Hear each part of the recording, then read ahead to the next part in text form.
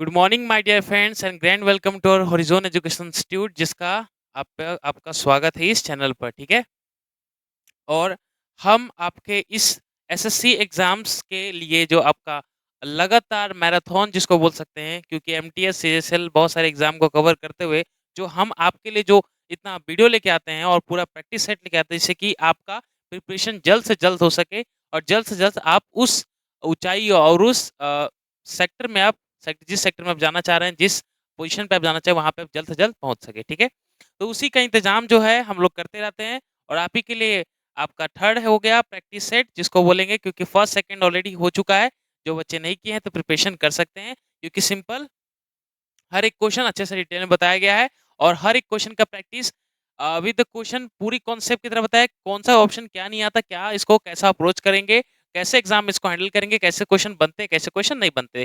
तो हमने सारा सिलेबस और सारा पैटर्न सारा कॉन्सेप्ट डिस्कस कर लिया था हमारे प्रीवियस क्लासेस में। तो आपका प्रैक्टिस 1 जिसके थोड़ा इन्फॉर्मेशन है, प्रैक्टिस 2 उससे फिर आगे बढ़े हैं और लास्ट जो आपका ये चल रहा है प्रैक्टिस 3, इसके अंदर भी उसी तरह जैसा आपका मजा आएगा जिससे आपने प्रैक्टिस 2 और प्रैक्टिस 1 में देखा था। ठीक है। तो मेरा मकसद वही है कि मैं आपको हर एक चीज बताऊं और हर एक याद करने की कोशिश कराऊं।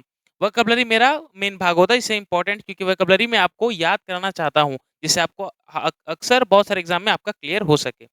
ठीक है। चलिए, तो हर एक क्वेश्चन उसी तरह सीखेंगे, हर एक क्वेश्चन को देखेंगे और जैसा आपका एग्जाम में पैटर्न बनता है उसी के बेसिस पे मींस कितना 25 क्वेश्चन और 25 क्वेश्चन पे ही आपका एग्जाम निर्धारित होगा। ठीक है। 25 क्वेश्चन जिसके अंदर 25 क्वेश्चन पूरे आउट ऑफ रहेंगे और कहाँ से कहाँ पूछे जाते हैं सब इसके अंदर ऑलरेडी मेंशन है। ठीक है। तो अब ले चलते हैं आपको क्वेश्चन की तरफ। ठीक है। चलिए, तो first of all question number A है, select the most appropriate meaning of the given word idiom. क्या है? Select the most appropriate meaning, meaning निकालना है किस चीज का, इस गिवन जो हमें इडियम दिया। इडियम आपका जो मुहावरे कहावते होते हैं, जो इडियम का मीनिंग देना है। अब आपके पास है पहला ऑप्शन है, पहला सवाल है, अ स्नेक इन द ग्रास। क्या है? अ snake in the grass. Snake क्या हो गया? सांप हो गया। और क्या किसमें? एक अ snake in the grass, a snake in the grass इसका मतलब क्या होता है? पहले मतलब जानेंगे तभी तो बना सकते हैं। तो बात करते हैं, स्नेक इन द ग्रास होता है कि ये नहीं कि सांप घास में छुपा हुआ है। इसका मतलब होता है आस्तीन का सांप, जिसको हिंदी में बोलते हैं ना मुहावरे में, आस्तीन का सांप। आस्तीन का सांप किसको बोलते हैं? जो कि घर में आस्तीन का सांप एक और लगता है कि अपने ही थाली में जो खाता है अपने थाली में छेद कर देता है। मतलब अपनी थाली में खा रहा है बट थाली में ही छेद कर रहा है। वही बोलते हैं ना आस्तीन का सांप। घर में ही चीज हो, घर में घर का सदस्य हो, लेकिन घर की ही गुप्त चीज बाहर बताता हो, या घर का भेदी लंका ढाए, आपने सुना है? बस उसी का एक कहावत है, इसको बोलते हैं स्नेक इन द ग्रास। अब इसका मीनिंग हमारे पास चार ऑप्शन है, इसका जो मीनिंग सुटेबल लगेगा उस पे ऑप्शन जाना है। पहला ऑप्शन है अ डिसीटफुल पर्सन, दूसरा है अ वेल्दी पर्सन, तीसरा है टिमिड पर्सन और चौथा है टॉकेटिव पर्सन। तो मैं बात करूं तो ऑप्शन नंबर आपका ये सही होगा, ए। ए क्यों से होगा? अ डिसीटफुल पर्सन का मतलब होता है अनरूली बिहेवियर और अनवर्ड, मतलब कि अपने इनवर्ड, अपने ही परिवार में चाहे अपने ही सगे संबंधी के साथ धोखाधड़ी करना, उसी को वैसे वैसे पर्सन को बोलते हैं अ डिसीटफुल पर्सन। ठीक है। अ वेल्दी पर्सन नहीं होगा, क्योंकि वेल्दी पर्सन का मतलब होता है अमीर व्यक्ति जिसके पास पैसा धन हो। तो ऑप्शन नंबर बी गया। अ टिमिड पर्सन छोटा पर्सन हर एक चीज में, तो वो गया। और डी ऑप्शन इसलिए गया, अ टॉकेटिव पर्सन मतलब कि बहुत ज्यादा बातें करता हूँ। ठीक है। बहुत ही बैबल बैबल समझते हैं, बहुत बकवास करने वाला। ठीक है। तो ऑप्शन नंबर ए हो गया डिसीटफुल पर्सन, आस्तीन का सांप जिसको बोलते हैं इंग्लिश में स्नेक इन द ग्रास। और ऑप्शन नंबर ए हमारा सही।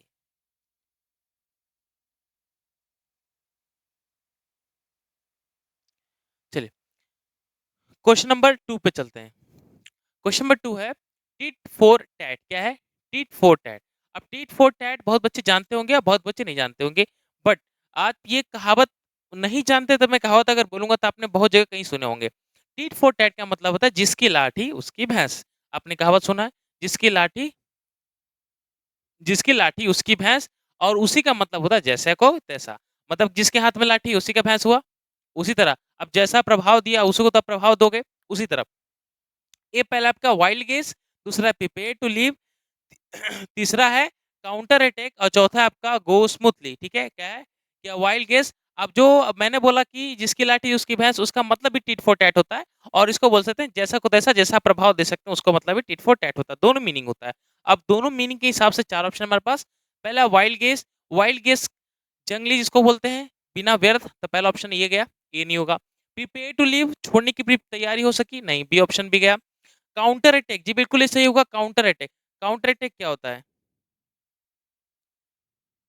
काउंटर अटैक, काउंटर अटैक का मतलब होता है कि रिप्लाई करना, वो अटैक का रिप्लाई करना। रिप्लाई का मतलब होता है जो आदमी जैसा करेगा वैसा ही तो भरेगा, उस चीज का आपने रिप्लाई दिया, काउंटर अटैक, उसी की जस्ट क्षण भर में उस चीज का रिप्लाई मिल गया, उसी को बोलते हैं tit for tat. Option number D है, गो स्मूथली का मतलब होता है एकदम सॉफ्ट तरीके से आगे बढ़ना, कदम आगे रखना, उसी को बोलते हैं गो स्मूथली। ठीक है, तो ऑप्शन नंबर डी भी कैंसिल हुआ। चलिए नेक्स्ट चलते हैं। सेकंड क्वेश्चन, अब दो इडियम्स थे आपके, जो दो मैंने आपको करा दिया, टिट फॉर टैट, जैसे को तैसा। क्वेश्चन नंबर 2, आइए, select the most appropriate antonyms of the given word. अब इसके अंदर क्या है, आपको इस चार ऑप्शन मिलेंगे और इसके अंदर सिलेक्ट करना है एक एंटोनिम्स, जो इसको बोलते हैं विरुद्धार्थी शब्द। ये क्या होता है, ये शब्द का विरुद्धार्थी मतलब विपरीत शब्द होगा, उल्टा शब्द होगा। जैसे कि बचपन में आप पढ़ते हैं राजा रानी, हंसी खुशी, बोलते हैं ना आग पानी, यही सब कुछ है, बट ये नॉर्मल लेवल था जो कि बच्चे में होता है, बट कंपटीशन की दुनिया में और एमटीएस का लेवल में हल्का सा हार्ड होगा। इसमें आपको थोड़ा मीनिंग याद रखना पड़ेगा, बिना बिना वोकैबुलरी याद करे हुए आप कुछ नहीं कर सकते, कम से कम कुछ वर्ड आपको याद होना होगा सारे पार्ट में से। ठीक है चलिए, तो आपके पास ऑप्शन है दो, दो क्वेश्चन है, मैं थोड़ा टाइम देता हूँ। पहला आपका इम्पिटिश और दूसरा है परचेंट पेंचेंट। ठीक है, दोनों ऑप्शन बनाइए, चार ऑप्शन आपके सामने है, फिर हम इसको डिस्कस करते हैं।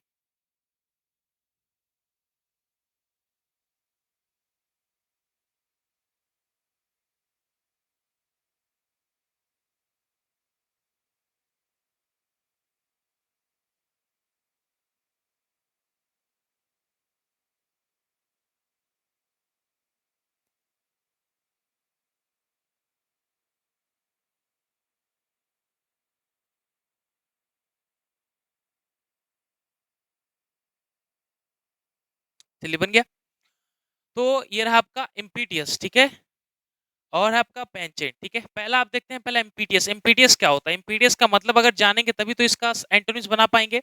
एमपीटीएस का मतलब क्या होता है, एमपीटीएस का मतलब होता है जो ऐसा व्यक्ति हो जो कि बहुत ही जल्दबाजी में हो, किसमें, हर एक काम को बहुत ही जल्दबाजी में कर देता है और गलती ना गलती कर ही देगा। जल्दबाजी का मतलब यही गलती होना। तो ऐसा व्यक्ति जो कि हर एक काम को तुरंत फटाफट करना पड़ता है, टाइम के अनुसार नहीं, उसको असंयमित होकर नहीं करता है, अभी जो बिल्कुल जल्दबाजी करना सोचता है, उसी को बोलते हैं एमपीटीएस।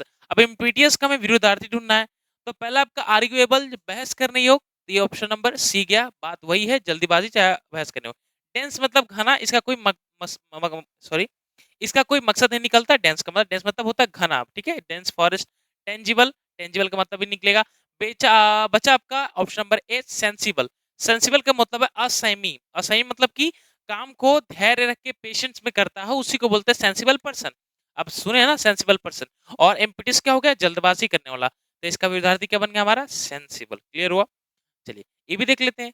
पेंचेंट, पेंचेंट क्या होता है, तो पेंचेंट की बात करें, पेंचेंट का मतलब होता है,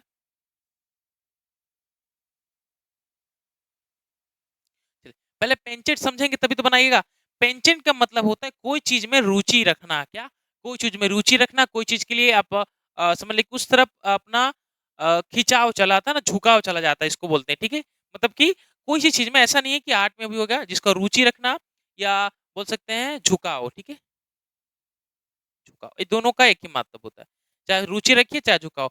तो रुचि मतलब क्या, उस चीज से आप बहुत प्यार करें तब उस चीज में काम करने का आपको मन लग रहा है, जिसको हॉबी क्या होता है, वो काम है पसंद होता है, उसी को बोलते हैं ना रुचि, या आप झुकाव बोल सकते हैं। तो पेंचेंट वो होता है।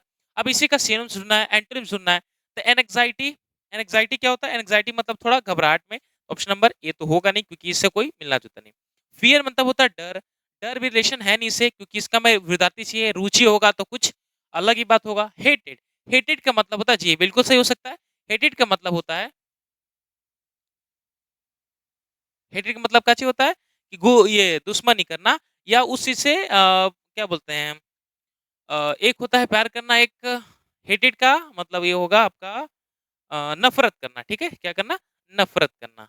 तो एक पर लिख लेते हैं, नफरत करना। ठीक है, याद करिएगा, नफरत करना। एक तरह आप किसी में झुकाव कर रहे हो, उस चीज से प्यार कर रहे हैं, तभी तो आप उसको काम करने पसंद कर रहे हैं, और दूसरा एक होगा हेटेड, जिससे से आप झुकाव नहीं है, बट उस चीज से नफरत करें तो आप वो काम नहीं करेंगे, तो इसका विद्यार्थी हो जाएगा हेटेड। जॉय मतलब होता है जॉयफुल, जो कि हंसना खुशना खेलना। ठीक है, चलिए अब एंटोनिम्स हो गया हमारा। अब जो थ्री ऑप्शन है इसके इसके अंदर भी दो आपके सिनोनिम्स दिए होंगे, ये दो सिनोनिम्स अभी आप लोग की बनाएंगे फटाफट, इसके लिए कुछ सेकंड हम टाइम देंगे। ठीक है, बनाइए।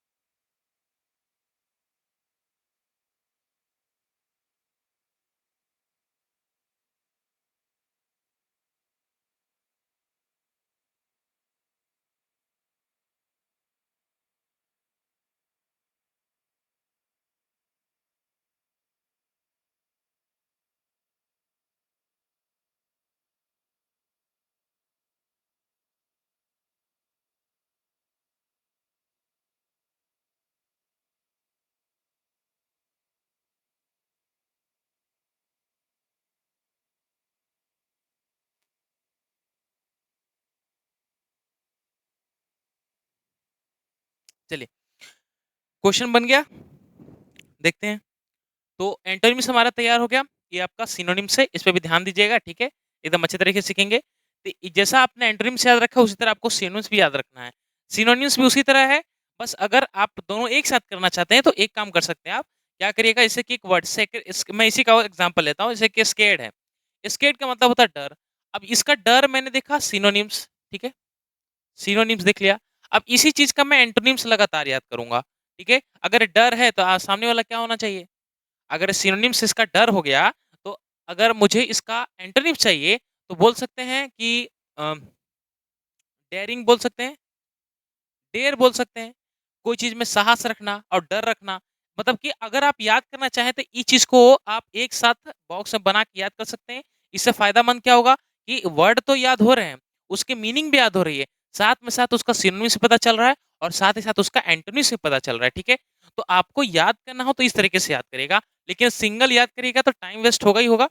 लेकिन ऐसा नहीं कि दोनों याद नहीं होगा, याद तो हो जाएगा, लेकिन बिल्कुल आपका समय जायज हो जाएगा, उसी समय में आप एक साथ दो चीज कर सकते हैं, तो ज्यादा फायदेमंद करेगा। ठीक है, तो बात करते हैं ये जो मैंने मीनिंग था क्या है आपका, ये होता स्केर्ड। स्केर्ड का मतलब होता है डर। ठीक है, एक होता है सैक्रेड, सी सैक्रेड दिया है इसमें इसको बताते हैं।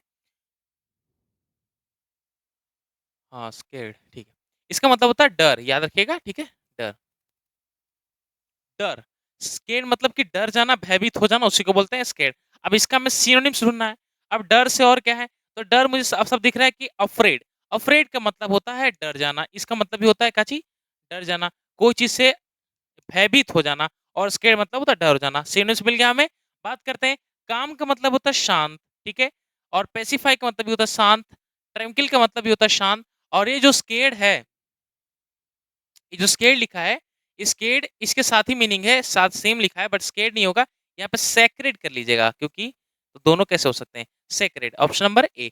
सैक्रेड का मतलब होता है पवित्र, और स्केर्ड का मतलब होता है डरावना। सैक्रेड होगा, सी और ए में फर्क था, बाकी सब सेम। ठीक है, टाइपिंग मिस्टेक हो गया था। चलिए नेक्स्ट है सिनोनिम्स का पेस। पेस क्या होता है, पेस पहले मीनिंग जानेंगे तब बना पाइएगा। पेस के साथ चार ऑप्शन है, टारगेट, एंगल, स्पीड और कॉर्नर। तो बात करें पेस, पेस क्या होता है भाई, तो पेस का मतलब होता है गति। क्या होता है, गति, गति। ठीक है, मैंने पेस से याद किया था कि रेडियो रेडियो पहले में पेस लिखा रहता था, पहले कुछ पी ए सी, पेस से क्या वॉल्यूम बढ़ाते थे, तो मैंने वॉल्यूम से याद रखा था गति। पेस बढ़ाना मतलब कि गति को बढ़ा देना। अब इसका मतलब होता है गति। गति का सेम मीनिंग क्या होता है, स्पीड, आपके सब सामने दिख रहा है, आप बहुत बच्चे आप लोग एक करते हुए देख लिए होंगे। स्पीड, टारगेट का मतलब होता है निशाना। ठीक है, मतलब कि उस चीज पे एम रखना अपना। ठीक है, जबकि टारगेट जो बोलते हैं ना अपने। एंगल, एंगल मतलब होता है कोण, जो कि कितना है डिग्री एंगल हो गया, इससे कोई रिलेशन है नहीं।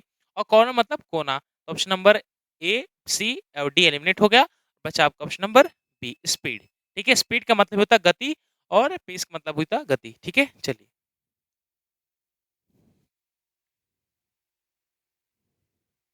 अब आ जाते हैं आपके चार option. Question number 4, the following sentence has been split into the four segments, identify the segment that contains a grammatical error. आपके पास चार चार सेगमेंट में एक सेंटेंस को तोड़ दिया गया है, और इस सेंटेंस में हमें ग्रामेटिकल एरर ढूंढना है। क्या ये ग्रामेटिकल एरर्स है या बिल्कुल सही लिखा हुआ है? चलिए आइए देखते हैं। तो क्वेश्चन है हमारा, Sheena is travelling since yesterday. क्या है कि शीना ट्रैवलिंग कर रही है कब से? यस्टरडे। यस्टरडे मतलब कि कल से ही। तो कल से ही अभी तक कर रही है, अभी तक कर रही है, कर रही थी नहीं। बात समझ में आ रहा है आपको? सिंस यस्टरडे का मतलब है कि वो कल से काम, सॉरी, कल से काम नहीं, कल से ट्रैवलिंग करते आ रही है।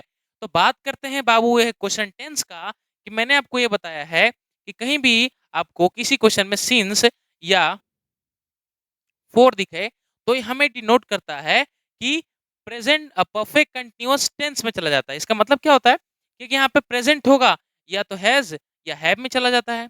अगर ये पास्ट की बात होगा तो या हैड में हो जाएगा, और ये फ्यूचर की बात होगा तो विल हैव में हो जाएगा। आ रहा है समझ में?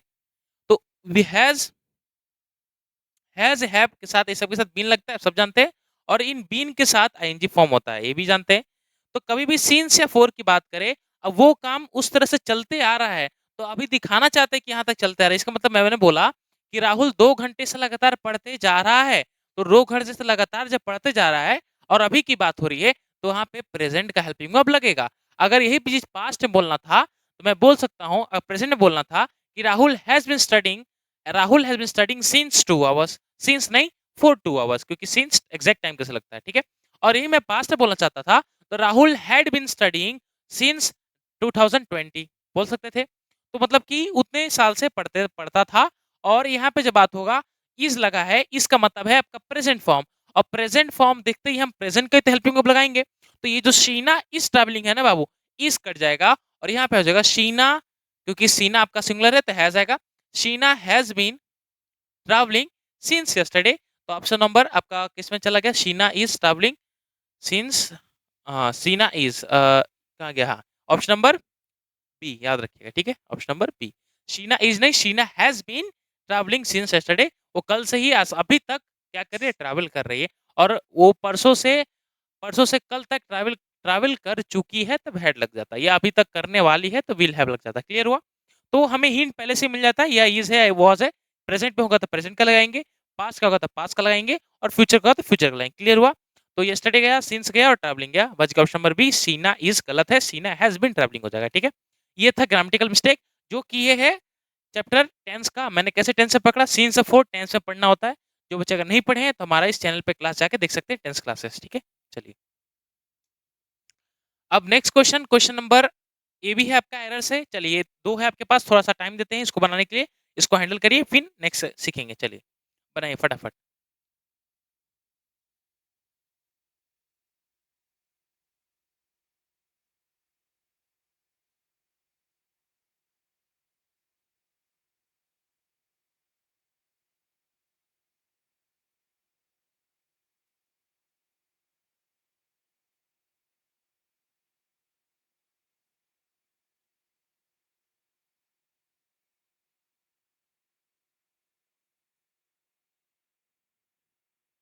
चलिए आई थिंक आपने बना लिया होगा। चलिए देखते हैं क्वेश्चन क्या कहता है।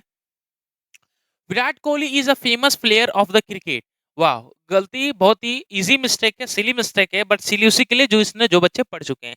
तो ये जो क्वेश्चन है बाबू, ये सीधा से डायरेक्ट कर रहा है आर्टिकल का। ये जो क्वेश्चन एरर दिया है, ये मैं आर्टिकल लेसन से उठा के दे दिया है। कैसे दे दिया कि सर आपने कैसे पता किया? तो मैं बताता हूँ कैसे पता किया। तो पहले क्वेश्चन तो रीड कर ले। क्वेश्चन क्या कहता है कि Virat Kohli is a famous player of the cricket. बिल्कुल सही है। विराट कोहली क्या है? क्रिकेट का ही तो फेमस है, प्लेयर ऑफ क्रिकेट का ही तो फेमस है। धोनी हो गए, सारे बहुत सारे क्रिकेटर क्रिकेटर ही तो है। बात करते वो तो ठीक है क्रिकेटर सर, बट क्रिकेट के बाद यहाँ पे द आर्टिकल यूज हुआ है। और अगर आर्टिकल आप नहीं पढ़े तो मैं जानकारी जानकारी आपको बता देता हूँ कि हम कभी भी गेम गेम या स्पोर्ट में, कभी भी हम गेम या स्पोर्ट में आर्टिकल द या ए या एन का प्रयोग नहीं करते, याद रखिएगा, ठीक है। हम कभी भी आर्टिकल के साथ गेम स्पोर्ट का प्रयोग नहीं करते हैं। ऐसे बहुत सारे टेबल्स होते हैं आर्टिकल में, जो आप बच्चे पढ़े हैं तो उनको पता चला होगा, ठीक है। तो आर्टिकल में कभी भी आप गेम स्पोर्ट के साथ आर्टिकल नहीं लगाते। तो क्रिकेट क्या आपका गेम है, क्रिकेट के साथ द है, तो द बिल्कुल जायज नहीं है, द को आपको काटना है, सिंपल।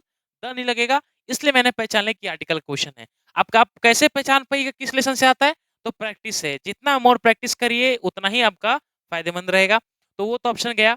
अब बताते हैं, अब इसके अंदर क्या हो गया आपका, प्लेयर ऑफ द क्रिकेट या विराट कोहली, द क्रिकेट याद रखिएगा, ठीक है। तो क्रिकेट गेम स्पोर्ट और बहुत सारे होते हैं, नेशनलिज्म, फिर आपका कंट्री के साथ आप लगा सकते हैं, सब कॉन्टिनेंट के साथ नहीं लगा सकते हैं, ठीक है।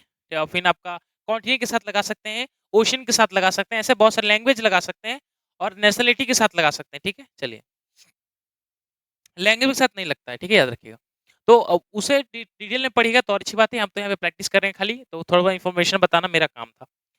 नेक्स्ट क्वेश्चन है, whenever she is on holiday she travels by foot on the temple nearby। अब ये क्वेश्चन है बाबू, whenever she is on a holiday she travels by foot to the temple। Error इसके अंदर दिख रहा है।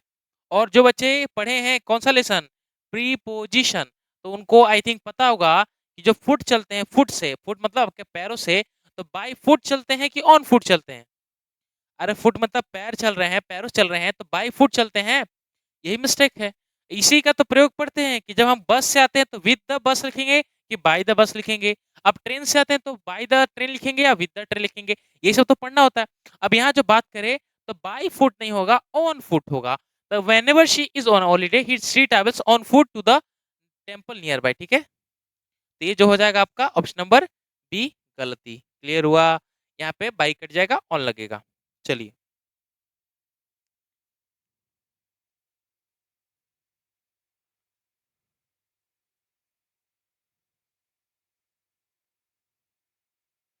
चलिए चलते, नेक्स्ट क्वेश्चन है।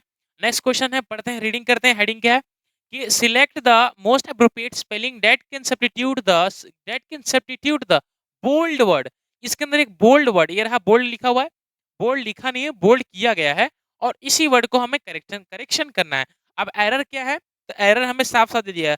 तो ये अभी क्या है कि ये थोड़ा न्यू पैटर्न बन रहा है, याद रखिएगा। क्वेश्चन नंबर जो 5 है, ये अभी थोड़ा न्यू पैटर्न बन रहे हैं।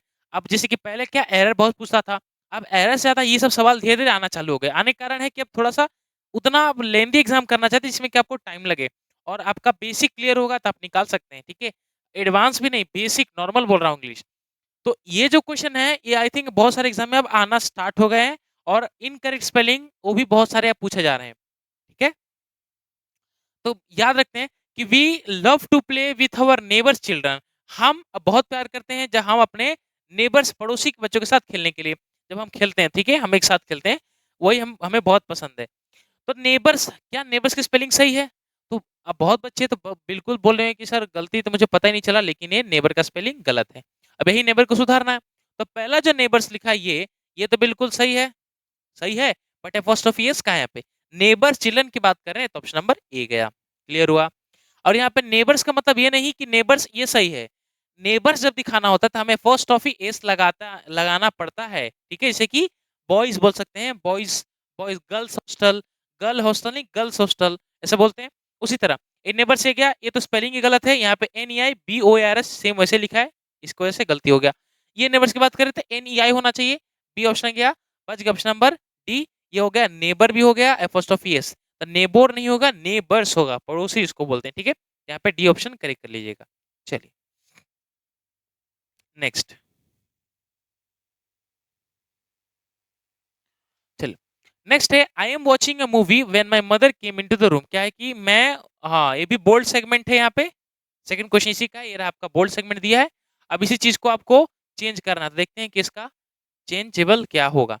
तो लिखा है, आई am watching a movie when my mother came into the room. क्या लिख रहा है, क्वेश्चन क्या कहता है कि मैं मूवी देख रहा था, आई एम वॉचिंग, मैं मूवी देख रहा था, when my mother came into the room. कम नहीं है बाबू, यहाँ देखो केम है, कि जब मेरी माता आई तब मैं उस टाइम पे मूवी देख रहा था।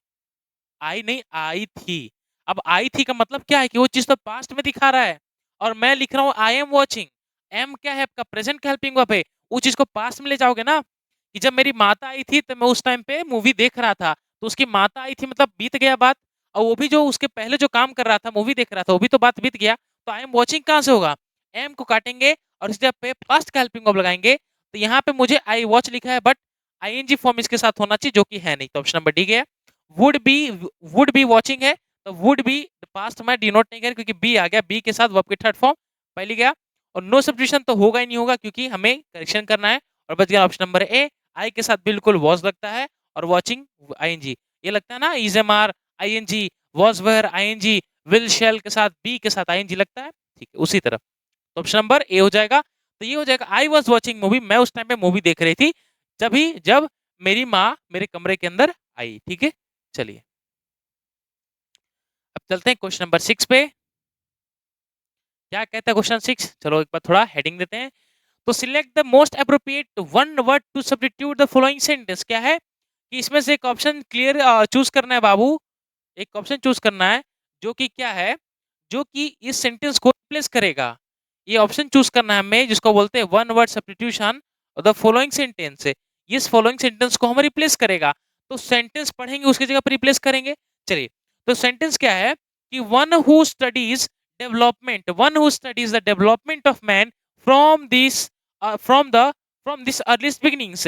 तो वैसा व्यक्ति जो कि क्या स्टडी करता है पहले के टाइम से, जैसे कि जब से हमारा धरती बना है, जब से ह्यूमंस आए हैं उस टाइम से जो स्टडी करता है अर्लीस्ट मैन की, कि कैसे मानव विकास हुआ, मानव विकास हो सके और हम सिटी में कैसे आए, रूरल से अर्बन एरिया में कैसे चले गए, और जो भी होता है बात वर्ग बोल सकते हैं विकास, विकास में जितना होता है ना कि पहले बंदर से हुआ, फिर ऊंचा, फिर कद ऊंचे हुए, फिर स्ट्रेट चलने लगे, वही चीज प्रोसेस को कौन स्टडी करता है, उस स्टडी को क्या बोलते हैं। इसका मतलब समझ रहे हैं, मतलब कि जो आदमी प्लांट में ज्यादा रुचि रखता है उसको क्या बोलते हैं, बॉटनिस्ट।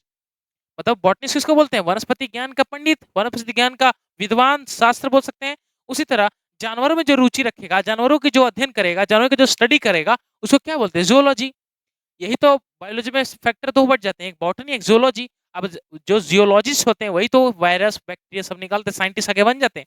उसी तरह अब ये development of man earliest beginning से जो बनता है, क्या उसको साइंटिस्ट बोलते हैं, जी नहीं। साइंटिस्ट तो आपका हर एक प्रकार का होता है, ठीक है। इंजीनियरिंग में एक प्रकार के साइंटिस्ट होते हैं और डॉक्टरी भी एक प्रकार के साइंटिस्ट होते हैं, अलग सबका अलग साइंटिस्ट है, अलग अलग ग्रुप में है, आपका रुचि रखते हैं तो साइंटिस्ट होगा नहीं, स्पेसिफिकल नहीं लिखा है। अमेजोन, अमेजोन मतलब बिग बाजार नहीं, जो कि आप ऑनलाइन मंगाते हैं। अमेजोन का मतलब होता है स्त्री योद्धा, ठीक है, इससे कोई रिलेशन है नहीं। अब बात करते हैं ऑप्शन नंबर बी, एंथ्रोपोलॉजिस्ट। बिल्कुल सही है। एंथ्रोपोलॉजिस्ट को मतलब एंथ्रोपोलॉजिस्ट को ही बोलते हैं जो कि मानव विकास या मानव विज्ञानी, सुना आपने, मानव विज्ञानी को ही बोलते हैं एंथ्रोपोलॉजिस्ट इंग्लिश में, और इसका हिंदी होगा मानव विज्ञानी, जो कि मानव के विकासों में उसका स्टडीज करता है कि ह्यूमन बॉडी कैसे डेवलपमेंट हुआ और कैसे ह्यूमन बॉडी एक अच्छे चलकर सिटी एरिया में बस गई। हिस्टोरिकल मतलब हिस्ट्री वाले, पर स्पेलिंग ये गलत है, ठीक है। हिस्टोरिकल, हिस्टोरिकल नहीं होता, हिस्ट्रिकल समझ पा रहे, जो कि हिस्ट्री का अध्ययन रखता है। बट यहाँ पे मैन की बात हो रही है, अर्लीस्ट बिगनिंग, ठीक है, मैन यहाँ पे, यह ध्यान रखिएगा।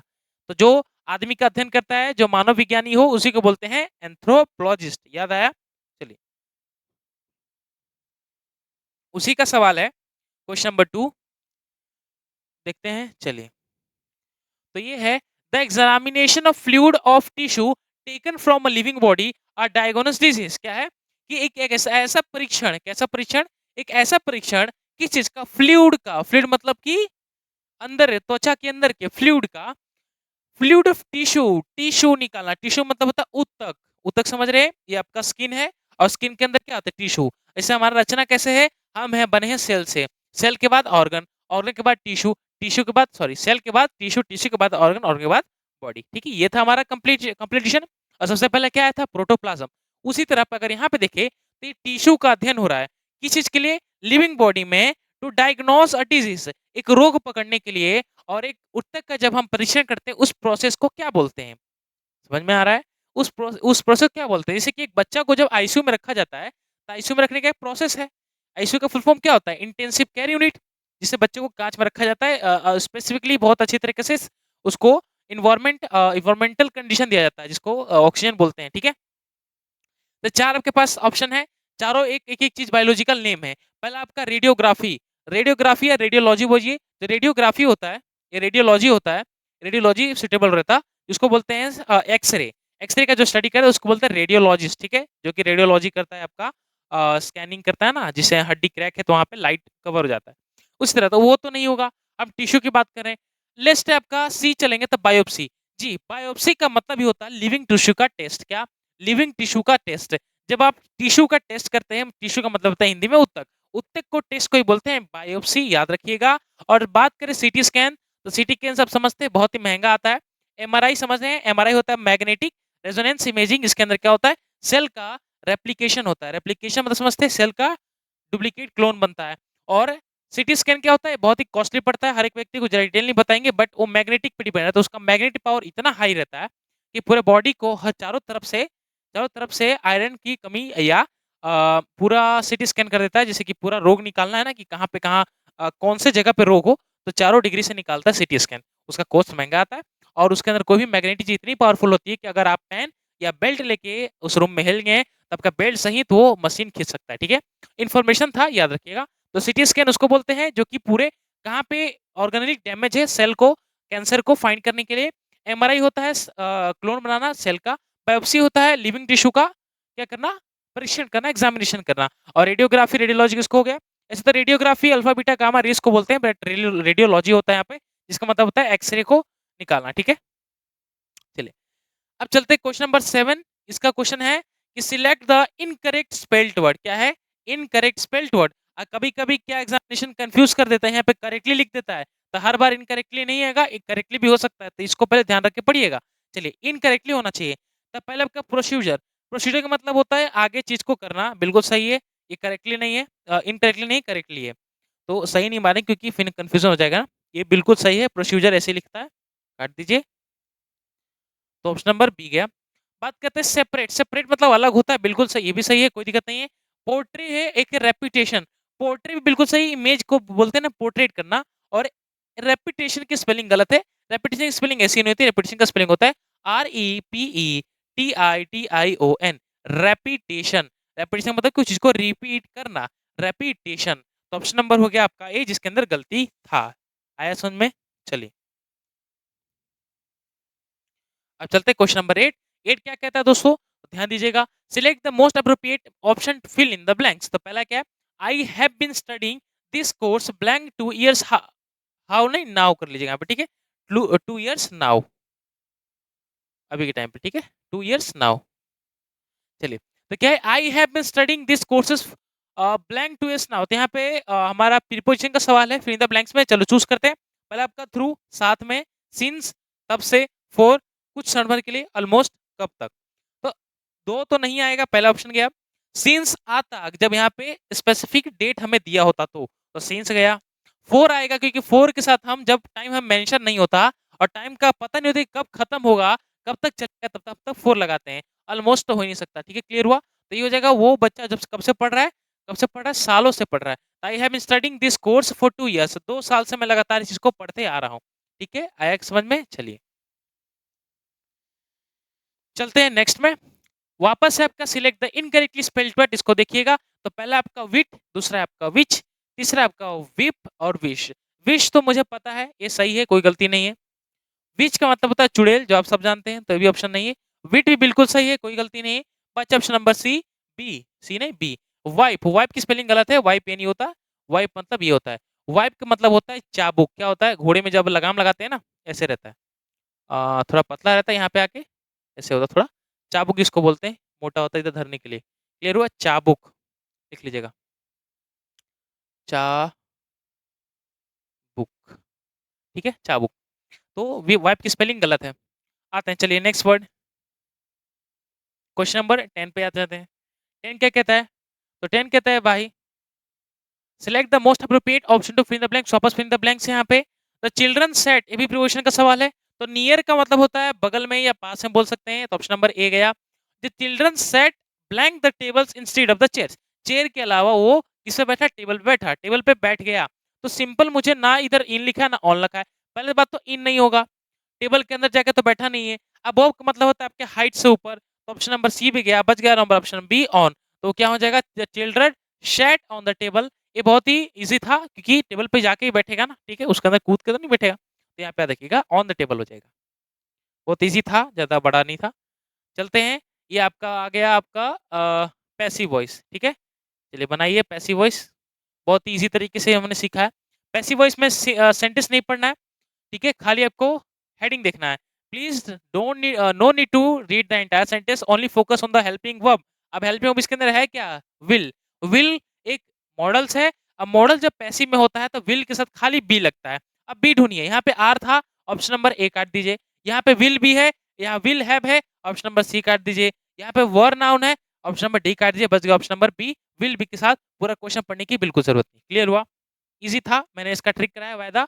आप इस क्लास में के बाद जाके हमारा वीडियो देख सकते हैं एक्टिव पैसिव सीएचएसएल के ऊपर, बहुत सारे मैंने प्रैक्टिस कराए। ठीक है, question one expect better behaviour from a senior student, ये जो है हेल्पिंग वर्ब इसके अंदर जो दिया है बात है एक्सपेक्ट, एक्सपेक्ट का मतलब कि ये बात हो रही है प्रेजेंट में, और प्रेजेंट में बात है प्रेजेंट में ही रहेगा भाई। तो देखते हैं इज मार में, तो इसके अंदर इज है, इसके अंदर इज है, इसके अंदर इज है ही नहीं, तो पहला ऑप्शन ए काट दो, और इसके अंदर वॉज है, ऑप्शन नंबर डी गया, तो ऑप्शन नंबर सी गया और डी गया, ये दोनों के अंदर इज है। अब बात करें तो ऑब्जेक्ट और सब्जेक्ट का रिप्लेसमेंट यहाँ पे इसके बाद एक्सेप्टेड था, बिल्कुल सही है। बट अगर हम सुटेबल पढ़ने की कोशिश करें कि one expect better behaviour from a senior student, कैसा कोई एक्सपेक्ट करता है, ऐसा अपने आशा रखता है कि स्टूडेंट से सीनियर स्टूडेंट से बेटर बिहेवियर रखने, बेटर बिहेवियर पाने की आशा करता है, उसी का क्या होगा, better behaviour is expected from a senior student. जी बिल्कुल सही है, ये जो ये सही होगा, इसका कोई प्रॉपर वे नहीं है, बट ऑप्शन नंबर ए सही होगा। बी क्यों नहीं होगा बता ही हैं, देखिए बी क्यों नहीं होगा। यहाँ पे लिखा senior student behaviour is expected better, but किसके लिए बेटर है ये तो पता नहीं लिखा, बट यहाँ पे तो दे था वन हु, तो वन तो दे लेना है, ये लेकिन यहाँ पे किसके लिए एक्सपेक्टेड है वो लिखा नहीं है, बट यहाँ पे मैं अच्छे से दिया है कि better behaviour is expected from a senior student, वहां पे better behaviour is expected, expected किया गया किसे, सीनियर स्टूडेंट से, तो ऑप्शन नंबर ए सुटेबल था, बी सुटेबल नहीं था। ठीक है, चलिए क्वेश्चन नंबर 12 है, ये है आपका नरेशन। चलिए नरेशन भी बहुत इजी है, बनाइए, क्योंकि ये सब हमें चुटकियों बनाना है, टाइम वेस्ट नहीं करना है इसमें। ठीक है, जितना टाइम इसमें करिएगा तो उसमें आधा दो तीन और क्वेश्चन अटेंड कर लीजिएगा।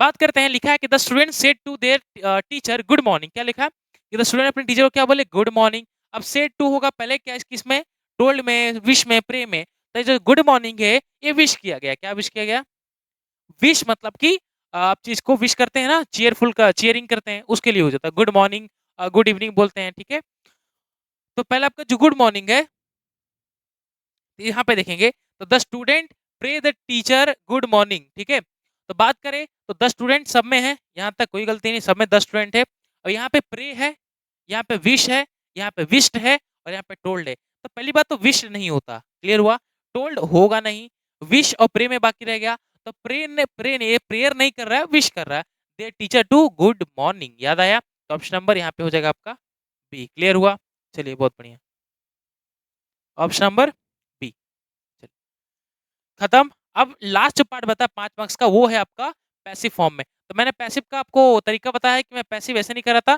पैसिव में सबसे पहले रीड करता हूँ, और रीड करने के बाद ही इसका क्वेश्चन बनाता हूँ, क्योंकि मुझे कुछ हिंट मिल जाता है रीड करने से, उसी तरह आप भी करिएगा। चलिए इसको रीड करते हैं, क्या है, when we conserve and blank the whole ecosystem, its biodiversity all levels is protected, we save the entire to the save the tigers.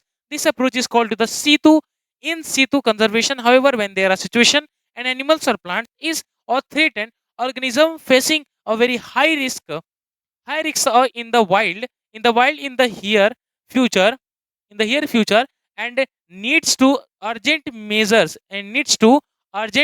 measures, ठीक है, और measure to blank it from extension. ठीक है, इसको थोड़ा छोटा कर लेते हैं, चलिए हो गया। तो पहला आपका when we conserve and blank the whole system, पहले इसका ऑप्शन देते हैं कि इसके अंदर क्या है। व्हेन वी कंजर्व, पहला मतलब कंजर्व मतलब होता है, ये देखिए पूरा जो बताया गया है कंजर्वेशन का बताया है कि टाइगर्स को कैसे सेव करना है, और हमें कैसे एक्सटेंशन को या वो चीज खत्म होने से, जानवर जो खत्म हो रहे हैं हाल फिलहाल में, उस चीज को कैसे बचाना है, उसके बारे में डिस्कस किया गया है। तो यहाँ पे व्हेन वी कंजर्व, कंजर्व का मतलब होता है बचाए रखना, कंजर्व के बाद है एंड, एंड क्या दिखाता है हम डिनोट देख लेते हैं एक बार। तो पहला आपका कंजर्व एंड स्प्रेड होगा, नहीं फैलाएंगे थोड़ी चीज को, कंजर्व करेंगे मतलब बचाए रखेंगे, हेल्प थोड़ी करना है, हेल्प तो ऑलरेडी करना ही करना है, बट हेल्प तो उसका अंदर थोड़ी होगा, होगा पर number option B protect, excellent मतलब होता है आगे तेजी से बढ़ाना, तो इकोसिस्टम को बढ़ाएंगे, कंजर्व करके बढ़ाएंगे उसको, कि मेन होगा आपका प्रोटेक्ट करेंगे, तो प्रोटेक्ट तो करेंगे ना। और यहाँ पे ध्यान दे, तो मैं बात करूं कि when we conserve and protect ना, उसको पहले बचाएंगे तभी तो हम सुरक्षित कर पाएंगे। तो when we conserve and protect the whole ecosystem, its biodiversity and all at all levels is protected, and we save the entire क्या सेव करेंगे, entire blank to save the tigers। अच्छा टाइगर्स कहाँ रहते हैं, जंगल में, तो उसी हिसाब से होगा। And reason the tiger save, reason तो होगा नहीं, टाइगर का रीजन थोड़ी होगा, प्लानेट तो प्लानेट बहुत बड़ी दूर की बात है, ट्री और फॉरेस्ट दिया जी। ट्री क्यों होगा? फॉरेस्ट होगा। पूरी जंगल को ना, जहाँ पे लायन रहते हैं, जहाँ पे टाइगर रहते हैं, देखिए यहाँ पे कि we save the entire tiger to we save entire forest, ठीक है? क्या? एंटायर फॉरेस्ट करिएगा, entire forest to save the tigers, ठीक है? फॉरेस्ट को हम पूरे तरह से प्रोटेक्ट करेंगे, किस चीज के लिए? टाइगर्स को बचाने के लिए, ठीक है? नेक्स्ट पढ़ते हैं कि this approach is called in, इस अप्रोच को बोलते हैं इन सीटू कंजर्वेशन। हाउएवर, हालांकि when there are situation where an animals और प्लांट इज क्या? इज ब्लैंक और थ्रेटेंड, मतलब कि घबराना या बोलना कि हटने लायक, तो उसमें क्या वर्ड यूज होगा? चलिए देखते हैं। थ्रेटेंड के पहले क्या होगा? आपके पास तीन चार ऑप्शन है यहाँ पे, इसको चेक कर लेते हैं।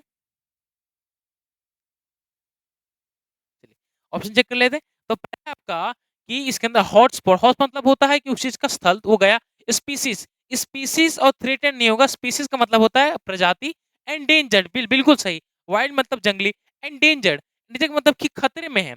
आज अगर हम सेव नहीं करेंगे टाइगर को, तो हमारे लिए एंडेंजर हो सकते हैं। कि एन एनिमल और प्लांट इज क्या? एंडेंजर्ड, ठीक है? एंडेंजर मतलब कि खतरे में और थ्रेटन डर, organism facing a very high risk of, किस चीज का ऑर्गेनिज्म, कैसा फेसिंग कर रहे हैं, मतलब किस स्थिति से गुजर रहे हैं? वेरी हाई रिस्क ऑफ क्या? वेरी हाई रिस्क ऑफ क्या? देख लेते हैं एक बार। Extension, economically resource conservation. Extension वो चीज बहुत रिस्की है कि अगर आप लुप्त हो गए तो जानवर में या जंगल में कोई जानवर बचेगा नहीं। तो जो हाई रिस्क है वो किस चीज का है? एक्सटेंशन का, कि पूरे जंगल के जानवर वो खत्म ना हो जाए। क्लियर हो रहा है बात को? तो risk of extension in the wild in the near future, here नहीं नियर फ्यूचर कर लीजिएगा, कि पास में आने वाला आगे जो फ्यूचर में एक्सटेंशन डर है हमें कि वो खत्म ना हो जाए।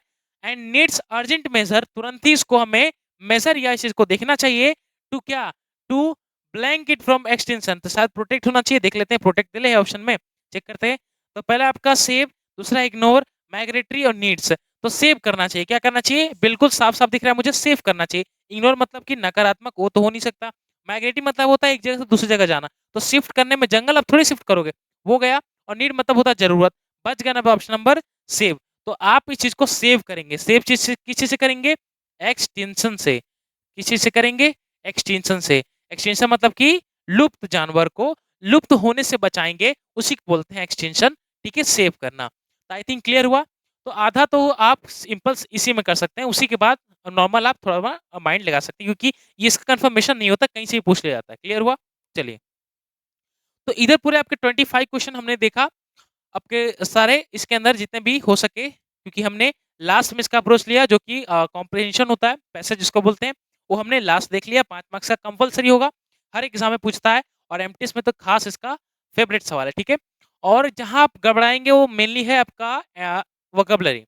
तो आप जितना से अच्छा उतना से अच्छा इसको प्रिपेयर करिए। वोकैबुलरी में सीनो, एंटो और वर्ड सब्स्टिट्यूशन, ठीक है? इडियम फ्रेजेस, ये चार चीज अगर प्रिपेयर कर लीजिएगा, और एरर तो आपके चुटकियों में जब आप लेसन कंप्लीट कर लीजिएगा, ठीक है? तो आप इस चैनल से, हमारा फाउंडेशन कोर्स चलता है, वहाँ पे आप इस लेसन को अच्छे तरीके से कर सकते हैं, अगर आप आज का लेक्चर बहुत ही बढ़िया लगा तो, ठीक है?